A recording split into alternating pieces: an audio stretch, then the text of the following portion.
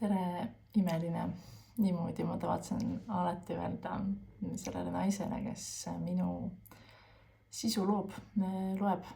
Ja täna ma esiteks tahan rõõmustada, et sa siin kuulad. Ennem kui ma räägin sulle natukene sisemistest kaitsetest, siis palun sul võtta lihtsalt hetke ja mõelda korraks selle peale, et kas sina oled tundnud, võib-olla tunned isegi praegu, et sa tahad midagi teha, aga sa ei tee. Sul tuleb mingi mõte, mingi mega äge mõte näiteks, tahaks sellest teha postituse, aga sa millegipärast lükkad selle edasi ja lõpuks jääb see tegemata. Võib-olla sa oled mõnikord tundnud, et peaks, ma ei tea, kliendile ütlema midagi, kolleegile ütlema midagi, mis on tegelikult see, mida ta kardab näha. Ja võib-olla sa pakud mingisugust väärtust, kus sinu tööks on tegelikult aidata inimestel midagi näha, kuid sa lihtsalt ei ütle. Või siis sa alustad näiteks enda, ma ei tea, müügitunneli ülesehitamisega, aga sa lihtsalt ei tee seda. Kõik muud asjad tulevad sellele tegevusele vahele. Ja tegelikult ma tahan öelda, et see kõik on loomulik. See pole midagi sellist, et sul oleks midagi viga. Aga see tähendab seda, et midagi sinus tahab kaitsta seda, mida see osa sinu sees kardab. Ehk siis tegelikult ei ole asi selles, et meil oleks vaja midagi viga ja hullult vaja parandada. Pigem on võimalus teadvustada seda, et mis osa sinus tegelikult kaitseb, pidurdab, hoiab sind tagasi olemast sina ise. Ja tegelikult sisemiste kaitsete kaudu ongi sul võimalus tundma õppida just neid osi, kes tegelikult sinu jaoks juba praegu töötavad, aga võib-olla nad on millegi pärast sind tagasi hoidmas. Ja see sisemiste kaitsetega töö on olnud midagi sellist, mis tuli kuidagi juhuslikult minu ellu, hoopis minu coachi ja superviisori praktika jooksul, tegelikult läbi teiste inimeste. Ja siis ma olen seda nüüd siin seda mudelit, mis on kunagi saanud alguse siis Linda Fordilt, kes tegelikult tegeleski aktiivselt niisuguse müügi ja turunduscoachinguga. Mina olen siis sellest mudelist võtnud endale üle pigem sellise nähtavuse ja turunduse poole ja testinud erinevate klientide peal, nii üks ühele klientide peal gruppides, töötubades ja tegelikult sellest teinud enda tähelepanekuid, uurinud nende tagamaid ja täna tegelikult mul ongi võimalus sulle tutvustada neid natukene. Ja kui sul on huvi, siis sa saad neid tegelikult endas edasi tundma õppida. Kui me räägime sisemistest kaitsetest, siis tegelikult see ei ole ainult nagu üks reaktsioon või see ei defineeri sind, et kui sa ühel päeval võid enda sees ära tunda ühe kaitse, siis järgmine päev võid sa ära tunda teise kaitse. Ja suures loogikas nad tegelikult erinevad nagu tulevad esile erinevates eluperioodides. Ehk siis ega need sisemised kaitsed ei ole midagi muud kui meie niisugused automaatsed reaktsioonid. Aga see, kuidas me sellele reageerime, see võib anda tegelikult meile infot selle kohta, mida ma saan praegu enda heaks ära teha selleks, et see sisemine kaitse ei seisaks mulle ees. Sest et sageli, mida see sisemine kaitse teeb, ta kutsub esile mingisuguse ellujäämisreaktsiooni, mingisuguse hirmu, mis hakkab meid defineerima, kui me lubame. Ja sisemine kaitsja ei ole sinu iseloom, see ei ole sinu päris mina, et ma usun, et tegelikult ei ole olemas maailmas mitte kedagi, kes, ma ei tea, ei suudaks tegelikult turundust teha või olla nähtav või müüa enda tegelikku väärtust. Tegelikult me ei peagi seda tegema, sest et me kõik olemegi nagu sellisena väärtuslikud, nagu me oleme. Kuid need on lihtsalt kohandumisstrateegiad, mille sa kunagi lapsepõlves oled ära õppinud mingite kogemuste põhjal. Ja nüüd, kui sa teed oma ettevõtet või püüad ehitada oma brändi või või su tööandja palub sul mingi ülesande ära teha, mis eeldab sinu nähtaval olekut, võib-olla see on isegi sina spetsialistina, mida sa pead müüma, võib-olla see on see, et sa tegelikult karjääri mõttes tunned, et sa tahad edasi kasvada, aga sa lihtsalt, ma ei tea, tardud. Sa lihtsalt jätad selle avalduse saatmata, sest et sa mõtled, et ma ei julge, ma ei tea, midagi minu sees hoiab tagasi. Ja seda ma pean ka nagu siia lihtsalt välja tooma enda kogemuse pealt. Mul endal on olnud ka just nimelt selle sama, ütleme siis kursuse väljatoomisel täpselt samad asjad esil. Ehk siis, et ma olen mõnes mõttes käinud läbi kogu selle protsessi uuesti. Ehk siis, kuna ma tegin siin paar aastat, olen olnud võib-olla natuke vähem nähtav oma tööalastes tegevustes, sest et ma olen võtnud vastu sellise organisatsiooni juhtimise kogemuse, millest ma olen ka väga palju õppinud. Ja siis see uuesti pilti tagasi tulemine võib olla nagu täpselt nagu esimest korda rattaga sõitma õppimine, ehk siis sa tuled tegelikult näitama seda enda väärtust maailmale, sa tuled tutvustama maailmale seda iseennast, kes sa oled ja isegi kui me seda tegelikult tõestama ei pea ja teised näevad palju kergemini meie väärtust teinekord kui me ise, aga lihtsalt selleks, et me, kuidas ma ütlen siis, selleks, et uuesti olla iseendana olemas ja tegelikult nagu kandmata mingisuguseid maske, siis tegelikult see võib olla väga ebamugav. Ja kui ma räägin endast praeguse kogemuse põhjal, siis minu identiteet ja olemus on nii palju vahepeal muutunud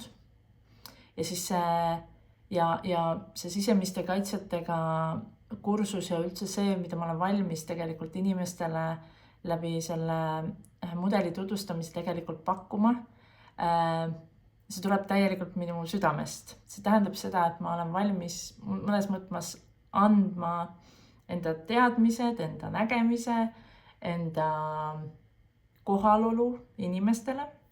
Ja see tähendab seda, et minul endal tuleb olla mina ise. Minul endal tuleb näidata endaks olemist.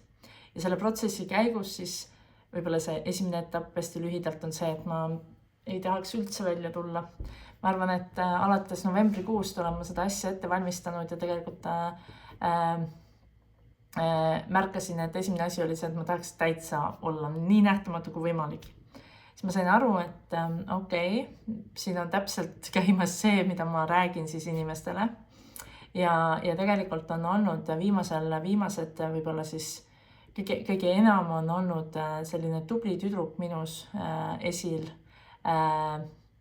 just selle koha pealt, et ma tahan seda teha hästi ja loomulikult siis on mingi koht minus, kes kardab, et äkki seda ei võeta vastu, siis on minu sees olemas olnud mingi koht, et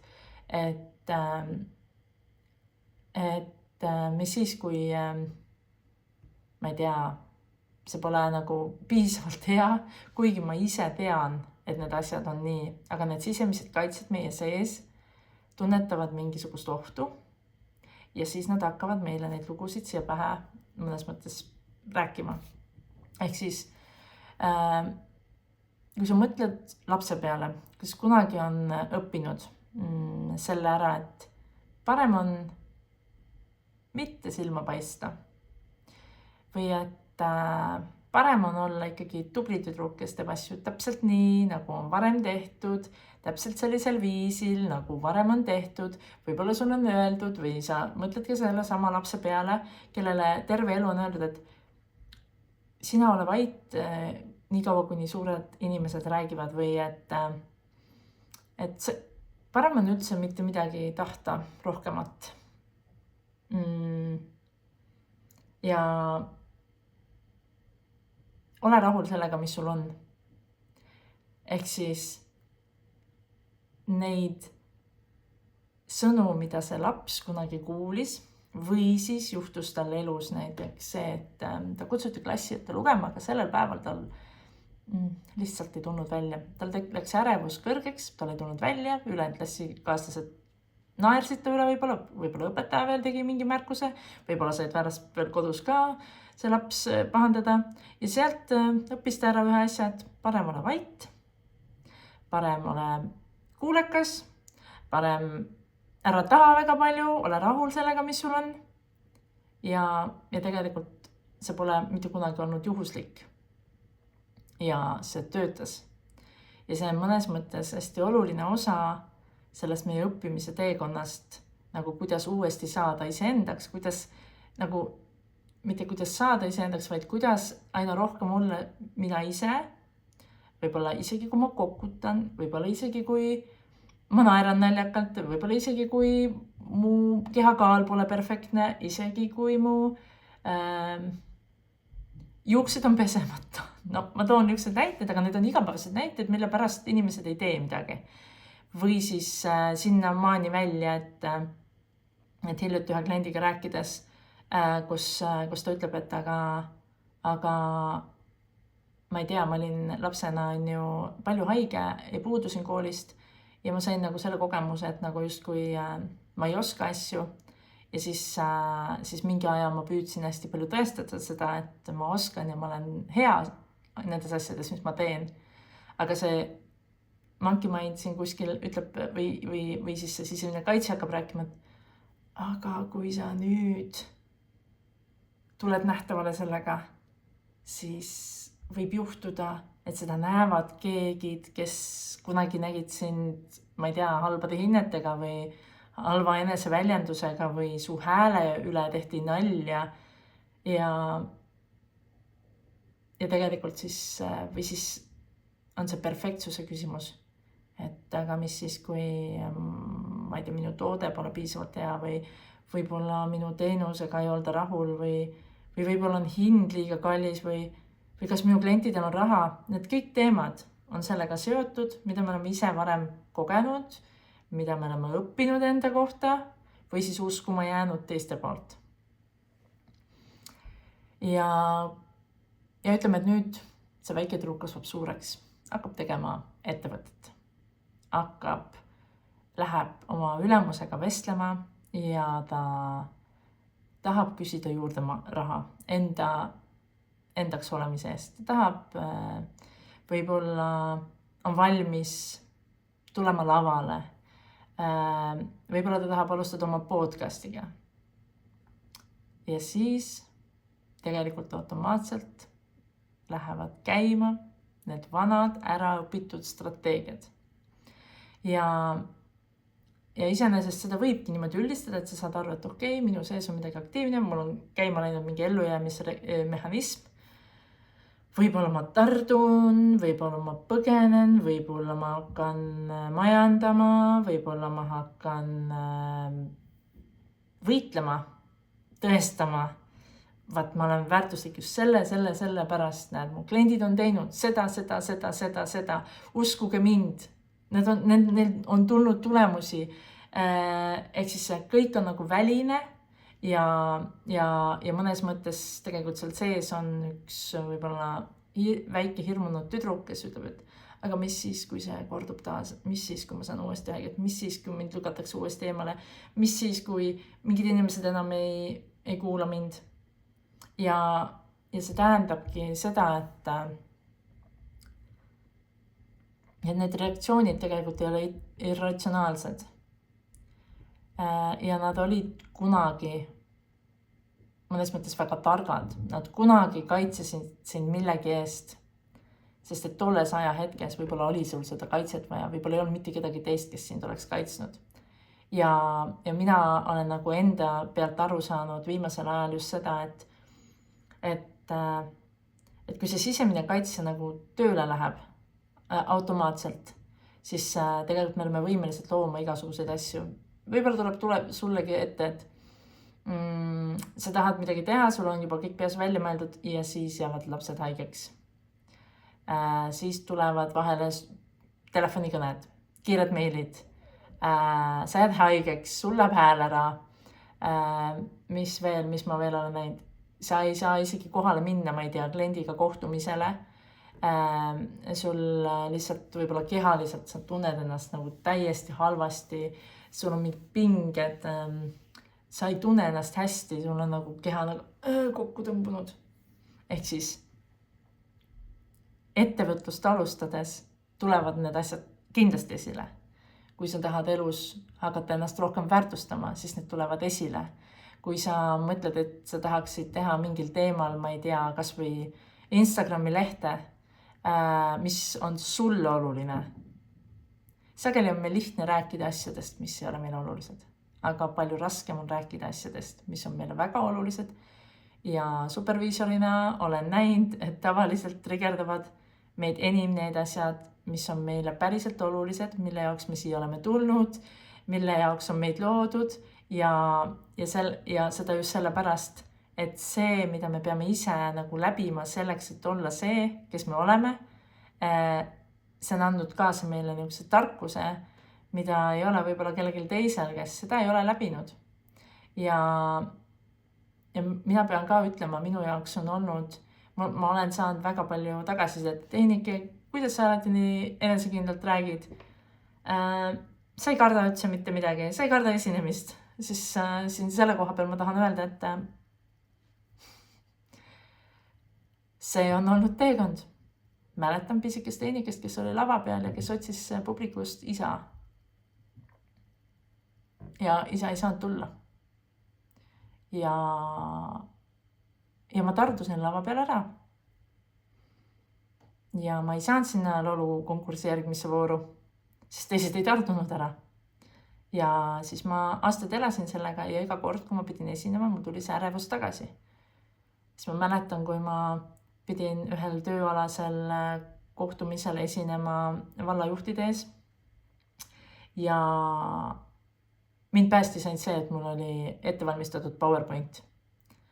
Ja sellepärast, et mul tekkis üheks hetkeks täielik blackout. Ma mõtlesin, et mis asi see nüüd on. Järelikult, hiljem ma teadvustan seda, järelikult oli ruumis keegi, kes mõjus mulle autoriteetsena ja ma arvasin midagi võib-olla, et kui ma nüüd failin, mul tuleb meelde, minu kõrgem ülemus, mitte minu otsene ülemus, ma ühel hetkel sain aru sellest, et ma lihtsalt projitseerin talle nii tugevalt oma isa, et ma iga kord nagu tardun tema ees isegi niisugust lühikest briefides asjades, mida ma tean, ma lihtsalt tardun ära.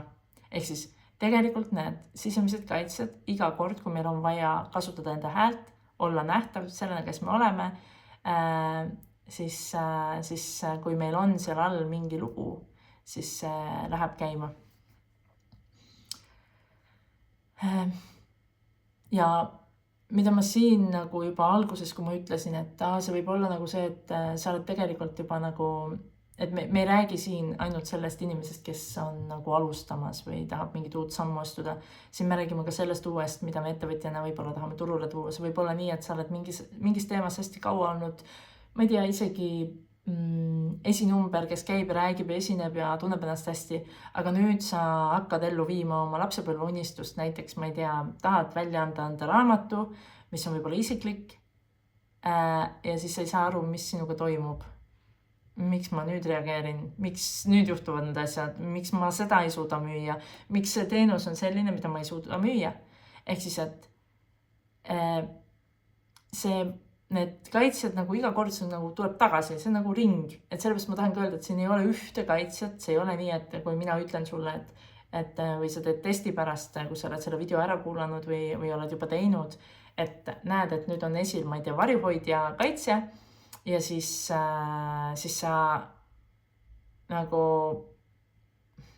lähen nüüd mõttega tagasi, et sa saad selle tulemuse teada ja nüüd sa elu lõpuni oledki varjuhoidja, nüüd sa oledki, ma ei tea, allhiireke, eks ole, et siis tegelikult see ei ole nii, see on niisugune ring ja iga see ring tegelikult annab sulle võimaluse ise enda kohta mõnes mõttes teadlikuks saada, siis valida teadlikult ja teha teisiti. Aga see uus, küsi enda käest ka korraks, miks juhtub nii, et mingi sisemised blokeeringud tulevad või pinged kehasse tulevad siis, kui sa alustad uut?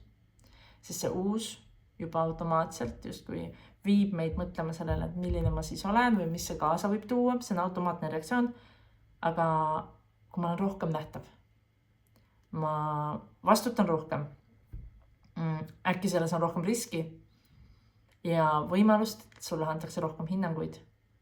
Ehk siis sageli on niimoodi, et me võime näiteks teha 10 inimesele gruppe müüa vabalt chill ja siis tegelikult hakkab sulle tulema pähe see, et aga tahaks suure lava peale minna.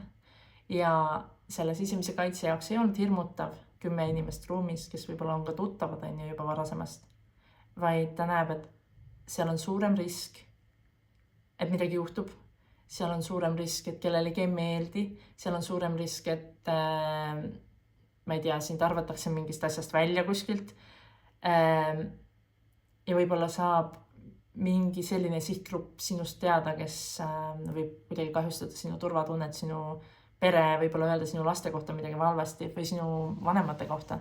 Ehk siis iga kord, kui me tuleme uuesti välja millegi uuega ja vahet ei ole, mitu korda sa seda varem oled teinud, siis selle sisemise ellujäämisprogrammi jaoks on see risk, on see oht.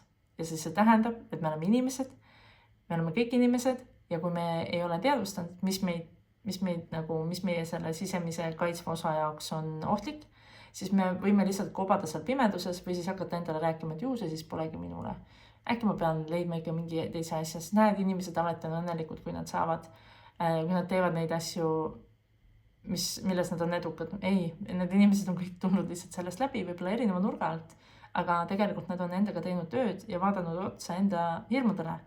Ja on inimesi, kes võivad esineda 100 000 ees ja ikkagi iga kord nad peavad teadlikult nagu selle kaitse endas maha rahustama. Ehk siis, kui me mõtted, põhimõtteliselt iga kord, kui me mõtleme, siis meil tuleb ette mingi pilt. Ja mõnes mõttes meie närvisüsteem ei tee vahet, kas see on päris oht või see on lihtsalt uus olukord. Ja see tähendab seda, et keha tekitab mingi automaatreaktsiooni. Mõnikord keha, et me saame aru, et see pinge tekkis, kui me oleme harjunud seda vaatlema. Aga mõnikord, kui me oleme harjunud, elame terve elu selle pingega, iga kord, kui ma pean suu lahti tegema inimeste ees, mul läheb, eks. Ja ma tahan lihtsalt öelda seda, et läbi teadlikkuse, läbi teadvustamise on võimalik selles mõttes tööd teha, et on võimalik muutus luua. Ja see on samm-sammuline protsess. Aga kui sa tõesti midagi tahad ja kui sa päriselt tahad nagu oma unistusi ellu viia, siis sa julged seda valida ja see tempo on sinu enda valida. Ja nagu minu jaokski, et ma oleks võinud novembris juba mingid asjad ära teha, aga ma olen küpsenud selleks valmis. Ja see ei tähenda, et ma ei ole varem midagi teinud või ma pole nähtav olnud. Ei, selles pole üldse küsimus, aga lihtsalt uued kohad tulevad esile ja selles mõttes see minu enda valik, kui kiiresti ma mingid asjad ära teen enda sees ja on ka valik see, et ma ei tee üldse ja kannatan edasi, mõtlen edasi, analüüsin edasi ja mitte kunagi ei tee seda. Nii, räägime siis korraks nendest kaitsetest ka. Ehk siis esimene kaitsja selles niisuguses nähtavuse ja turunduse ja enese väärtuse väljatoomise maailmas ongi siis juba varem nimetatud varjuhoidja. Mõnes mõttes tema eesmärk ongi sind hoida turvaliselt ehk siis nähtamatuses. Ehk siis kui ma ennast ei näita, kui ma andeid ei näita, kui ma oma toodet välja ei too, siis on mul hea ja turvaline olla. Mitte midagi minu elus ei muutu. Ja nii ongi. Ehk siis tegelikult ta aktiveerub siis, kui sa hakkad ennast nähtavale tooma või sa peaksid hakkama ennast nähtavale tooma, aga siis sinu sees justkui kõlab hääl, et oota natuke veel. Et kui ma, põhimõtteliselt see loogika on see, et kui ma ei paista välja, siis on mul turvaline ja ma ei saa haiget. Teine on tubli tüdruk. Paljud naised ilmselt on seda tüdrukut tundma õppinud päris palju. Muidugi võib olla, et see ei ole üldse nagu sinu elus niisugune peamine, aga see tubli tüdruk tegelikult kardab ühte asja. Ta kardab jääda kas siis ilma austusest kuuluvusest, mingist kogukonnatundest ja mida ta tavaliselt teeb, on see, et kuule, äkki sa tõmbad nüüd natuke tuure maha, äkki sa ikkagi ei ole sina ise, ära seda osa endast välja näita. Ühesõnaga, ta kardab kaotada armastust ja heakskiitu. Ja mis ta teeb, ta kirjutab valmis perfektse kirja näiteks kellelegi, pakkumise kellelegi. Ja siis ta kirjutab oma sõnumi täiesti pehmeks, niisuguseks umbmääraseks, ilusaks, viisakaks ja nii edasi. Ehk siis see sõnum hakkab kaotama oma teravust, fookust ja tegelikult sa jätad tegemata olulise. Sa jätad ütlemata seda, mida sa päriselt tahad. Sa tegelikult ei julge kutsuda inimesi näiteks enda lehte jälgima. Sa ei julge kutsuda inimesi, isegi lihtne, pane mulle follow.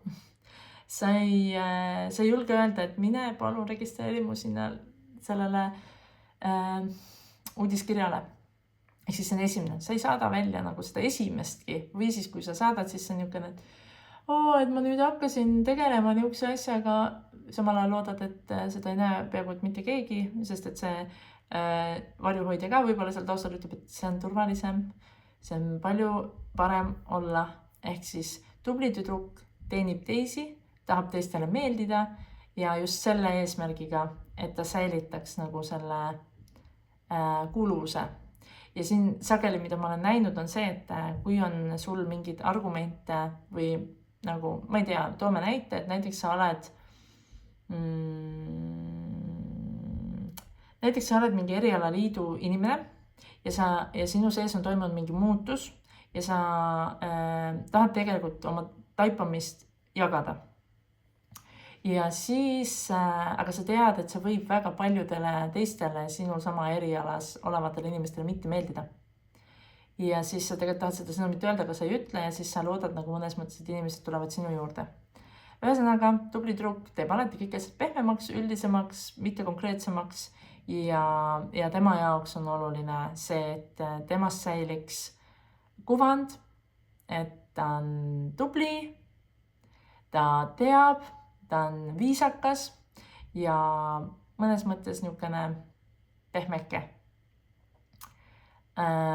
Siis on meil toredake. Toredake on see tegelane, näiteks, kes siis aktiveerub tavaliselt siis, kui on tegelikult hakata tegema müüki või siis näiteks ma ei tea, kas või on vaja kliendiga teha mingit eelkohtumine ja siis mingi eelvestlus, keemiakohtumine või poes olla, füüsiliselt poes. Ja siis sa tegelikult näed, et selle, nagu sina enda sellest professioonist lähtuvalt sa tegelikult tead juba seda, et seal kliendil on nagu selles teemas on küsimus, aga sa kardad talle vastu peegeldada seda, mida sa näed, sest sa kardad, et ta läheb ära. Ehk siis toredake kardab ühendust kaotada, ta kardab seda, et inimene ütleb füüsiliselt ei sulle. Ehk siis ta võib võtta väga isiklikult teinekord asju. Ehk siis, et näiteks, et ma ei tea, ma pakun turundust kellelegi, turundusasi ja siis, aga tema ei taha turundust, tema tahab tegelikult hoopis, ma ei tea, minu naiste ringi tulla. Ja siis, kui see toredake on aktiivne, siis tema jaoks võib tekkida tunne, et kui nüüd see inimene ei taha turundusteemasid minuga arutada, siis ta nagu ei taha minuga midagi. Ehk siis selle toredake minus kardab seda, et äkki ma kaotan ühenduse, äkki inimesed lähevad minema, ma ei tea, mind hüljatakse selles mõttes just, et ma kaotan kontakti ja see tundub nii lõplik. Iseenesest tal ei ole probleemi mingit müüki teha, aga ta ei pruugi öelda välja tõelist pakkumist ja ta ei pruugi olla tema ise selles enda kõige paremas niisuguses kastmes. Ja 4. on väärtuses kahtleja. Ja tema aktiveerub siis, kui sa oled pead ütlema välja pakkumise numbri, sul on vaja hinnastada ja sul on vaja võtta näiteks vastutus selle eest, teha või leping või siis teha see müük ära ja tegelikult seal taustal mängib lihtsalt see, et kas ma olen piisav, kas ma olen väärtuslik, kas ma olen väärt.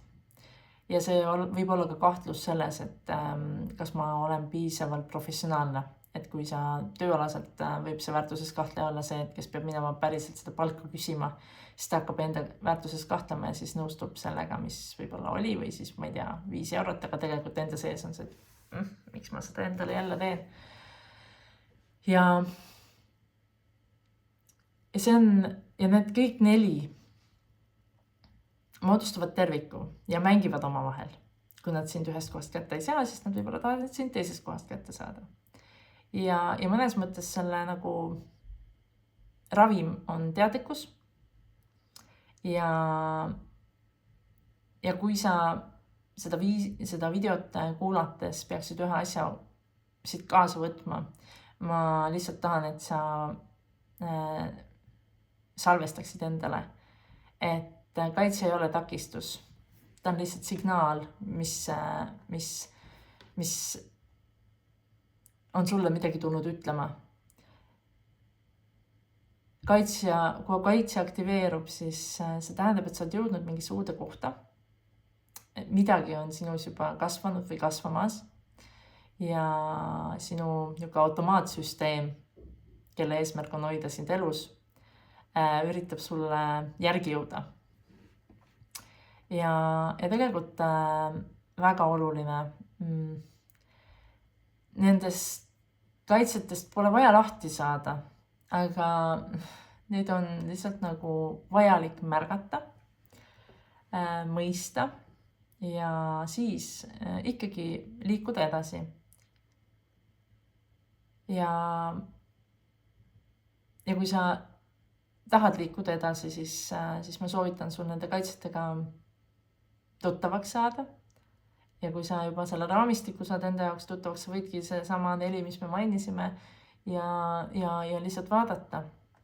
Ehk siis võidki korraks endal silmad lihtsalt sulgeda, saada enda kehaga võib-olla kontakti, mõelda millelegi, mida sa oled juba korduvalt edasi lükanud. Mis on see, mida sa praegu edasi lükkad? Mis osa sinust ei taha seda teha? Ja siis see teine küsimus on see, et aga mida see osa sinust kardab, et juhtub? Ja sa ei pea talle ütlema mitte midagi vastu, lihtsalt aktsepteeri, et okei, sa oled siin, sa oled mind praegu märganud ja okei. Lihtsalt märka teda ja ma saan aru, sul on see hirmutav ja see on uus olukord. Ja teinekord sellest teadvustamisest lihtsalt piisab. Ja mõnikord see annab sulle edasi sammud, mida teha. Ja mõnikord ongi vaja astuda paar sammu tagasi, et saaks minna edasi. Ja võib-olla ta ongi siia selle nagu lõpetuseks, mitte võib-olla, täitsa kindlasti toon siia selle lõpetuseks sellise näite, näiteks sellest samast nähtamatust hiirekesest või varjuhoidjast. Mul on talle 2 nime, aga võib-olla hall hiireke on natukene liiga personiseeriv või kuidagi väga tugevalt inimesed tahavad seda silti kaasa võtta. Siis tema üks võimalikest sammudest ongi see, et alusta väiksemat. Võtta kontakt 1 inimesega, võtta kontakt 5 inimesega. Tee väike grupp, kus sa saad jagada enda sõnadega turvalises ruumis. Ühel hetkel sa tunned, aga siin on ruumi veel, siis sa võid minna välja poole mängima. Ehk siis iga selle kaitse jaoks on tegelikult olemas see, mis õpetab teda kaitset usaldama. Sina tegelikult tead juba, et kõik on hästi, aga tema veel ei tea. Ja selleks, et need kaitsed ei defineeriks sind, siis sul on tegelikult võimalik õpetada talle, et kuule, kõik on hästi. kõik on turvaline, keegi ei jäta mind maha. Ja ma olen väärt. Olen väärtuslik. Seepärast, et ma olen valinud ise selle, et ma olen väärtuslik. Ja siis näevad seda ka kliendid.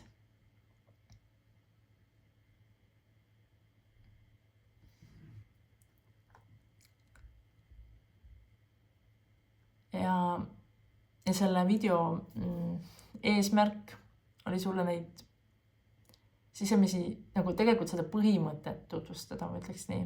Need sisemiste kaitsete kohta saab minna sügavuti. Ja kui sa veel ei saanud aru, mis sinus hetkel aktiivne on, ja see võib täitsa olla nii, et hetkel ei olegi midagi, see on chill, aga siis võid mõelda selle ühe olukorra peale, mis viimasel ajal ei olnud chill, või siis kui sa mõtled, ma ei tea, järgmise nädala või järgmiste päevade peale ja sa oled mõelnud seal midagi teha, mis võib-olla on seotud nähtavusega, mis on seotud turundusega või müügiga või mingi uue asja väljatoomisega, uue idee väljatoomisega ja su keha tõmbub selle peale kokku, siis on õige aeg teha üks test. Ehk siis siin allpool on link, tee see test läbi, saadan selle sisemise kaitsja lühitutvustuse sulle meili peale ja rõõmuga ootan ka tagasisidet ja kui sa tahad edasi õppida oma kaitset tundma, siis need võimalused leiad ka minu veebilehelt. Igal juhul ma loodan, et sul oli minuga niisugune mõnus 36 minutit. Sa said midagi enda kohta teada või taipasid ja vabalt võid mulle sellest ka tagasi peegeldada. Kõike head sulle ja kohtume taas.